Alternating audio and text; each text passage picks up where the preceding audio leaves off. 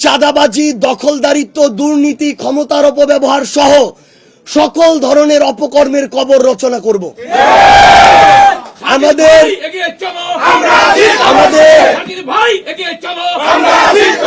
আমাদের পঞ্চগড়ের যে স্বাস্থ্য খাত, এই স্বাস্থ্য খাতে হাসপাতাল, ডাক্তার থেকে শুরু করে পঞ্চগড়ের যে প্রয়োজনীয় একটি অতি গুরুত্বপূর্ণ মেডিকেল কলেজ এবং নার্সিং কলেজ, সেটি আগামী 5 বছরের মধ্যে আমরা নির্বাচিত হলে যে প্রক্রিয়ায় যত দ্রুতভাবে এটি বাস্তবায়ন করা যায়, সেটা হবে এনসিপির সবচেয়ে বড় একটি অঙ্গীকার।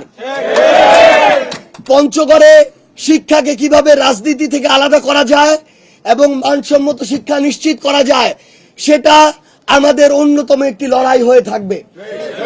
এবং পঞ্চগড়ের মানুষের যে দারিদ্রতার সাথে যে লড়াই, সেই লড়াই থেকে বের করার জন্য পঞ্চগড়ের শিল্পায়ন প্রয়োজন।